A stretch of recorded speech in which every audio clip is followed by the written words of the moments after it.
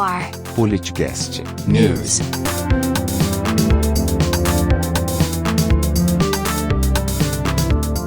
Esse é o Politicast, mais um episódio do Politicast News. E apenas lembrando para quem está ouvindo, não conhece muito a gente, nós temos vários tipos diferentes de episódios dentro do Politicast, incluindo 2 subprogramas lá dentro. Tem o Agreste à Esquerda e o Falconcilium agora.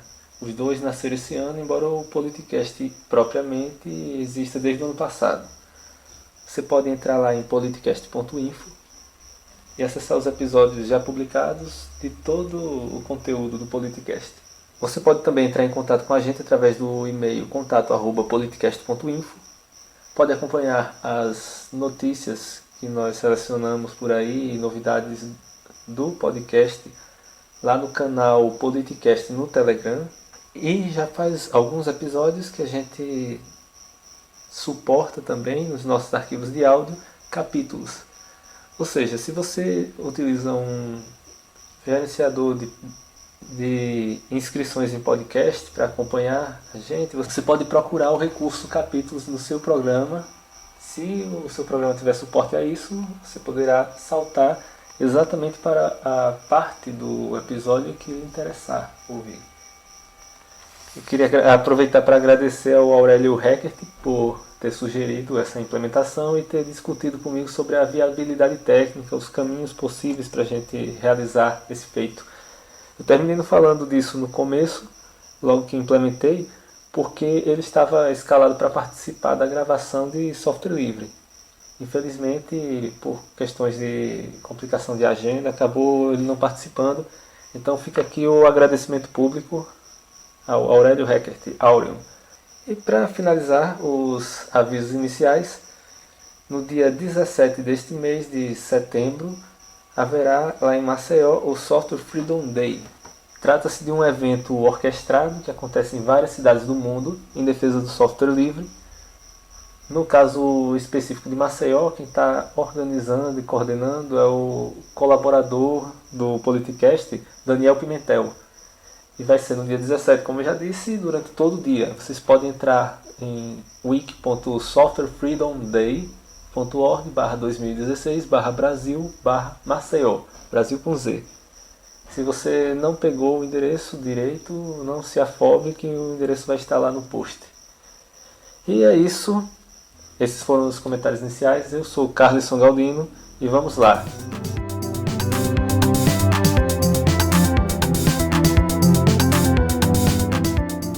No último 31 de agosto, se essa altura você ainda não sabia, o impeachment se concretizou. Acredito que pouquíssimas pessoas vão estar alheias a esse fato, tanto pela ampla divulgação que teve na mídia, seja mídia alternativa, mídia tradicional, redes sociais. Enfim, até aqui no Politicast, embora a gente não tenha tratado nos episódios principais, isso já foi falado no Agreste à Esquerda mais recente. Enfim, foram por 61 votos a 20 que os senadores confirmaram a votação do impeachment, sendo que a maioria dos partidos votou sim.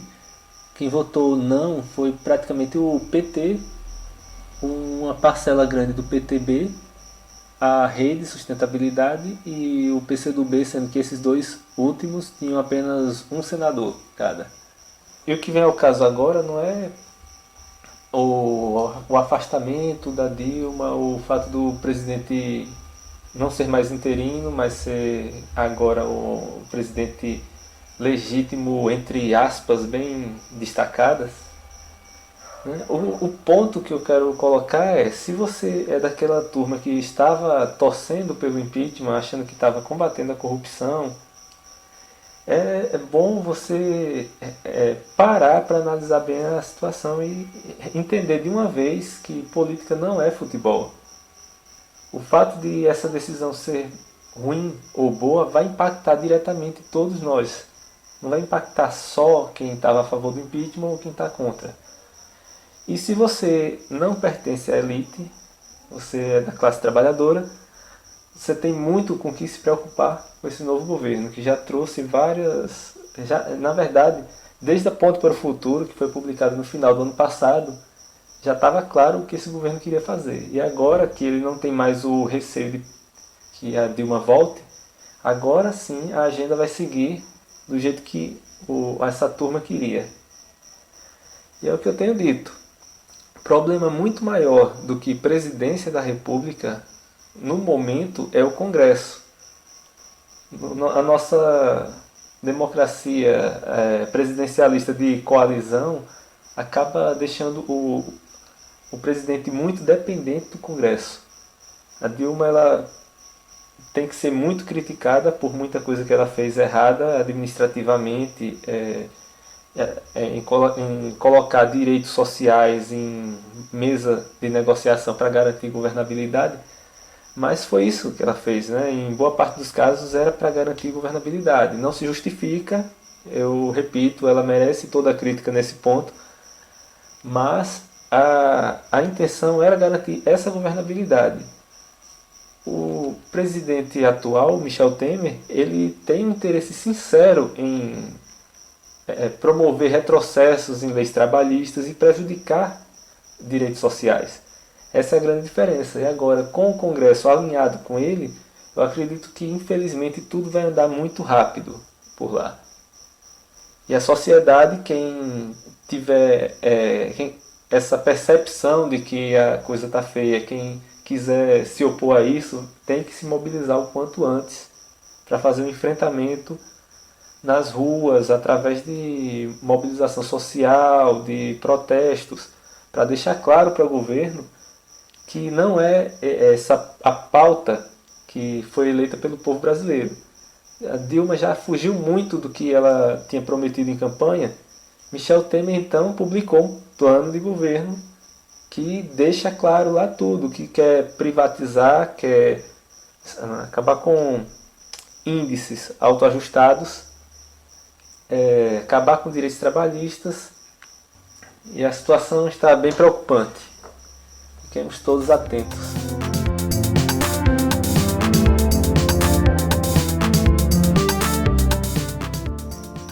Estamos agora no meio das Paralimpíadas, que eu não estou acompanhando bem como está o quadro de medalhas. Na verdade, não acompanhei isso nem nas Olimpíadas. Mas o ponto é que Olimpíadas começaram, terminaram, teve alguns pontos assim, memoráveis. Eu acho que os principais foram a vaia do Michel Temer na abertura. Isso foi particularmente interessante porque ele fugiu de todo jeito dessa exposição. O nome dele não aparecia na lista de autoridades que teriam fala. Ele começou a falar sem ser anunciado e não conseguiu falar sequer por 10 segundos sem que a plateia que estava no local, ao perceber que era ele que estava falando, vaiasse. Isso mostra o grau de rejeição que ele apresenta.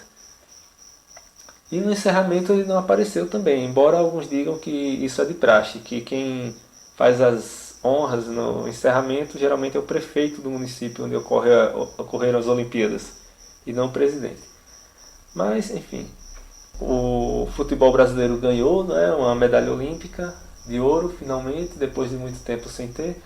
Mas um ponto interessante é que começaram as Olimpíadas e terminaram e não houve nenhuma notícia de atentado terrorista, felizmente, porque os holofotes do mundo estavam sobre o Brasil. Eu acho que a logística para chegar aqui, combinado com o caos que já está, o clima político, talvez o interesse não tenha parecido tão grande para os potenciais terroristas. Isso foi muito bom, mas só reforça o quanto foi complicado a gente ter aprovado aquelas leis de combate ao terrorismo em um país onde terrorismo de fato não há, a não ser o terrorismo de Estado, que não é coberto por essas leis, diga-se de passagem.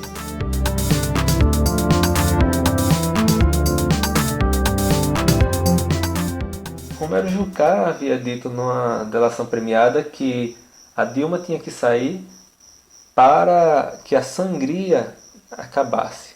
referindo-se à Lava Jato, pois os ataques à Lava Jato e as estratégias para garantir impunidade estão correndo soltos por aí. O STF determinou que caso um prefeito seja impedido pela lei da ficha limpa de concorrer, por uma decisão apenas de tribunais de contas estaduais, poderão recorrer a isso e concorrer à eleição deste ano. Isso é complicado porque você considerar que prefeitos, para serem considerados fichas sujas, teriam que ter a rejeição das contas pela Câmara de Vereadores, assim, trata-se de um julgamento simplesmente, totalmente político. Não vai ser um julgamento técnico. Os tribunais de contas já recebem muita crítica por serem constituídos de políticos aposentados. Eles não são tribunais de fato no sentido de serem ligados ao judiciário, eles são órgãos de apoio do legislativo. E isso já rende muitas críticas a eles. Imagine então a gente ter julgamentos de contas que não são feitas nem por esses tribunais, que já tem uma porcentagem grande de políticos, mas sim pelos próprios políticos em exercício. O resultado é que estima-se que uma porcentagem muito alta, falou-se em 80% dos condenados, dos impedidos de participar devido à ficha limpa, vão poder ter seus casos revertidos e concorrer normalmente este ano. Então, vocês fiquem de olho nos seus candidatos, pesquisem a respeito, porque vocês podem estar sendo induzidos a levar gato por lebre. E Gilmar Mendes, em ataque à ficha limpa, chegou a dizer inclusive que a lei parecia ter sido escrita por bêbados. É apenas uma das ações para garantir impunidade que estão sendo empreendidas por aí. Muitas outras estão em andamento e a gente vai ver consequências péssimas e retrocessos para quem queria acabar com a corrupção.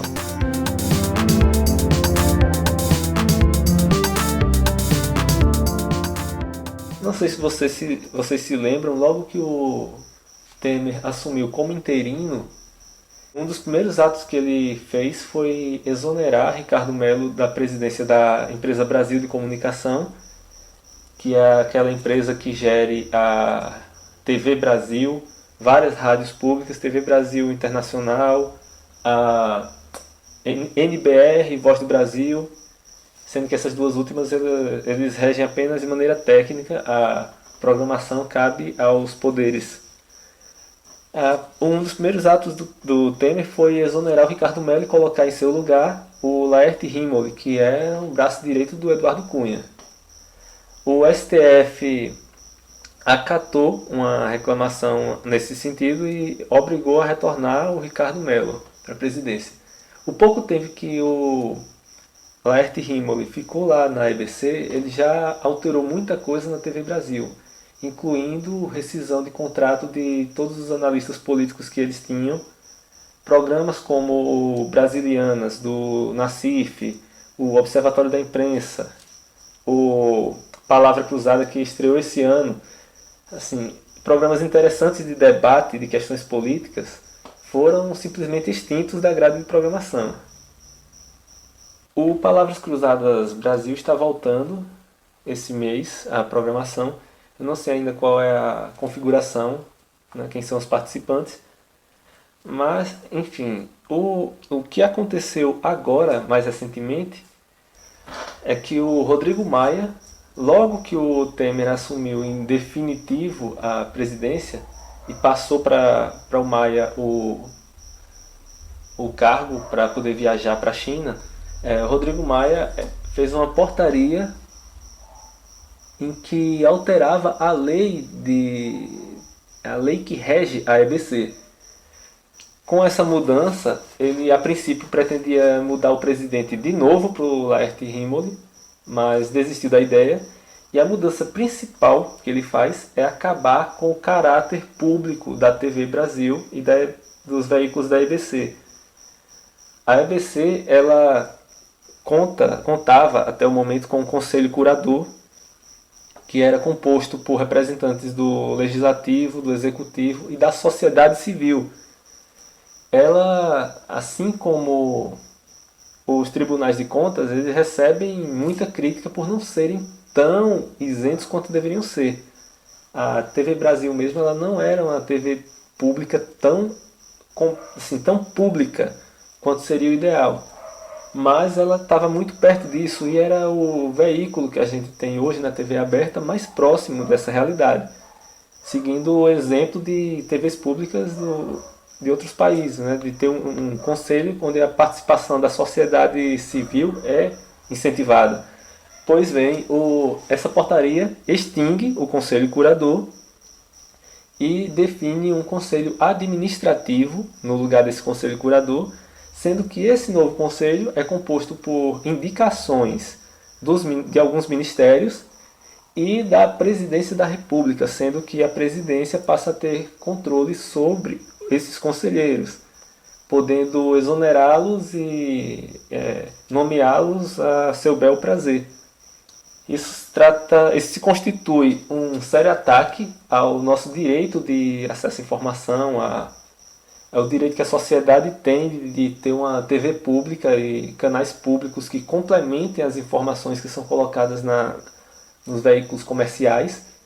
A gente vê o quanto falta nos veículos comerciais programas de debate político, falta programação infantil, falta espaço para filmes brasileiros. E, entre outras coisas, a TV Brasil vinha preenchendo essas lacunas.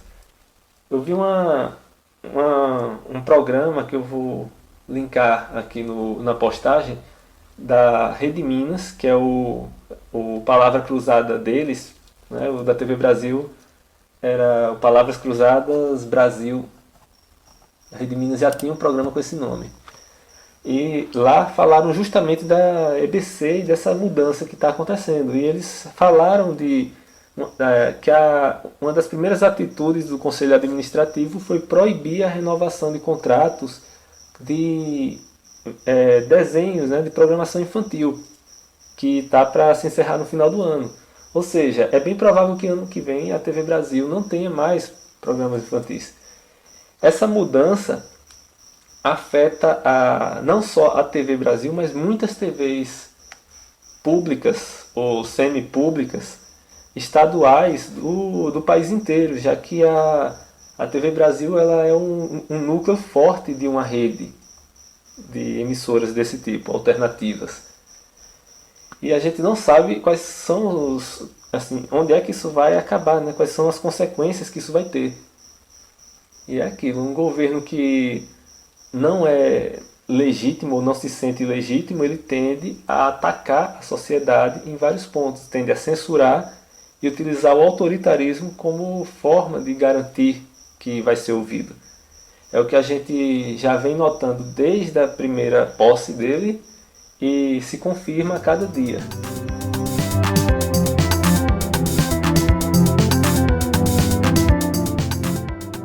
Este mês, na verdade no começo do próximo mês, teremos o primeiro turno das eleições menores que acontece esse ano, as eleições localizadas nos municípios, as municipais, de prefeitos e vereadores. Eu recomendo que você procure saber quais são os partidos que fazem parte da coligação dos seus candidatos. Se você simpatiza com algum vereador em particular, por N razões, por partido, por posicionamentos políticos, vejam as coligações, vejam a coligação deles, que eu não sei, posso estar errado agora, por conta da reforma política que mudou algumas pequenas coisas, mas a distribuição dos votos para uma coligação, elas privilegiam os mais votados da coligação e não é por partido essa medida. Ou seja, se de repente você quer votar em um determinado partido aí e vota em candidato daquele partido, seu voto na verdade pode estar sendo direcionado para um dinossauro da política que vai fazer o seu estrago bem feliz por 4 anos, enquanto você vai ficar apenas assistindo. Aqui em Arapiraca, nós teremos 4 candidatos a prefeito e a situação não é tão interessante, mas eu vou falar um pouco daqui para vocês terem noção que não é de Arapiraca, só para fazer uma comparação também com sua própria cidade, porque pelo que eu tenho visto de pessoas comentando, ao menos aqui em Alagoas, não está fácil para ninguém. Toda a cidade estão reclamando dos candidatos, das opções que estão aparecendo. Aqui em Arapiraca a gente tem o Ricardo Nezinho do PMDB, que além de ser do PMDB, ser de apoio da prefeitura atual, ele é também o que propôs a lei que foi aprovada aqui em Alagoas, Escola Livre, que censura os professores em sala de aula para evitar que eles contrariem a formação religiosa e política que os alunos trazem de casa. Então, para eles não serem contrariados, o professor fica proibido de opinar sobre qualquer assunto ideológico, político e religioso, sendo que esse ideológico aí é uma pegadinha que quando ele defende essa lei em vários textos, fica claro, mas no corpo da própria lei não está, que é um ataque à questão de gênero, sobre aquele argumento de que se trata de ideologia, como se fosse uma filosofada, não uma filosofice, o fato de se defender que pessoas que se sentem de um determinado gênero que não condiz com o seu sexo tenham que ser respeitadas. Bom, resumindo, essa lei foi aprovada em Alagoas e o deputado estadual que propôs é justamente Ricardo Nezinho.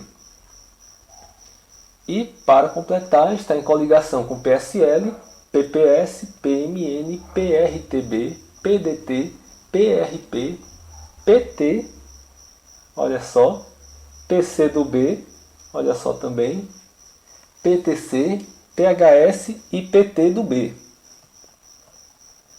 Outro candidato pelo PSDB é o Rogério Teófilo, que já concorreu aqui na eleição anterior. Eu lembro, inclusive, que ele usava um tom bastante agressivo, que era desnecessário para atacar a atual prefeita durante a campanha. E o Tucano está em uma coligação com PRB, PSC, Democratas, PMB, Partido da Mulher Brasileira, PSB e PSD. Terceiro candidato, Tarcísio Freire, do Partido Progressista, aquele que desde das primeiras notícias ligadas à Lava Jato era o partido que liderava as denúncias, né, os montantes em corrupção.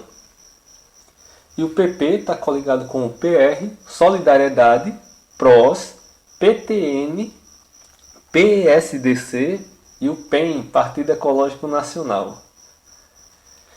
E por fim temos o Lindomar Ferreira, que é candidato pelo PSOL em coligação com o Partido Verde.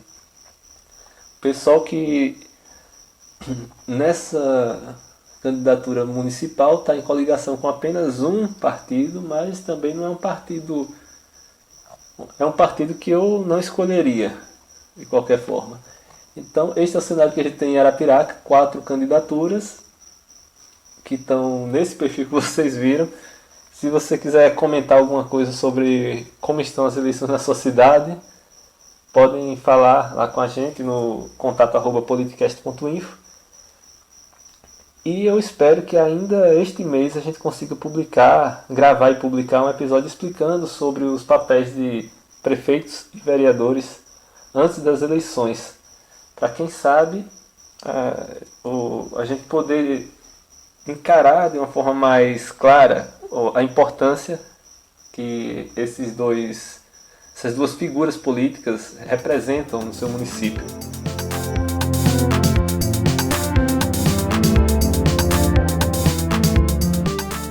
Nosso amigo Diógenes está viajando esses dias e ele vai atuar agora como um correspondente direto de Ribeirão Preto, Fala aí, Diógenes. Olá pessoal, como vão? Tudo bem? Aqui quem está falando é Diógenes.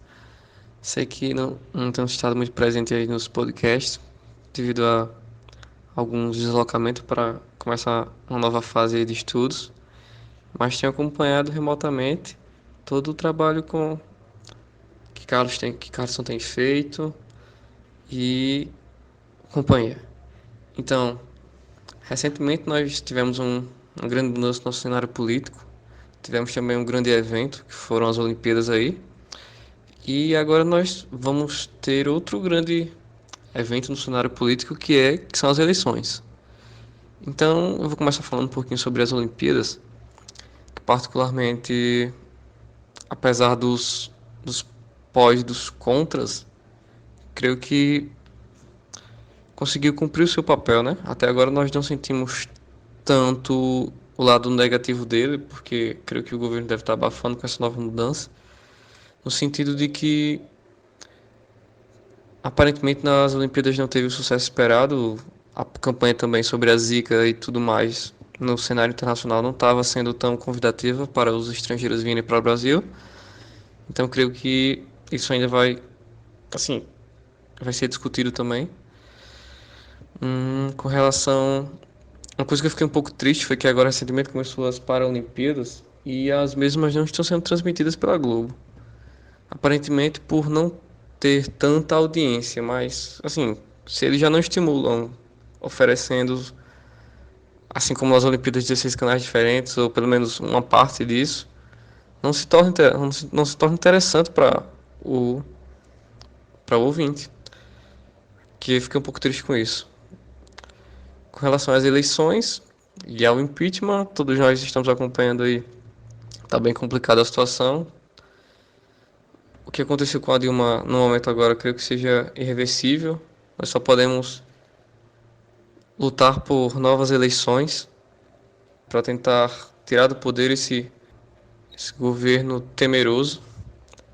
E sobre as eleições, aqui estou morando agora em Ribeirão Preto, estou acompanhando o cenário aqui da região com relação às eleições e diferente de outros lugares, cito pelo exemplo da minha região, quando chega perto de algum cenário político assim, chega perto de eleições e tudo mais, as operações não são assim, não tem tanta revelação diferente sobre esquemas de corrupção, desvio de dinheiro e tudo mais. Mas aqui em Ribeirão Preto, há poucos meses das eleições, um esquema foi desarmado aí de desvio de dinheiro, tanto do Fundo de Desenvolvimento da cidade, quanto da educação e da água e energia. E vários vereadores aqui foram presos, inclusive alguns estavam tentando reeleição. Saíram áudios sobre a prefeita negociando apoio com cargos públicos e a situação tá bem complicada. Assim, é interessante ver esse trabalho da polícia, claro. E é só esperar o melhor. Com isso, eu creio que a cidade vai voltar ao seu eixo, ao seu desenvolvimento. E agora, perto das eleições, creio que vai ter grande impacto. É isso aí. Futuramente eu posso virar o correspondente aqui da cidade e trabalhar para deixar vocês mais atenados com as mudanças aqui em São Paulo. É isso aí, galera. Um abraço. Tchau, tchau.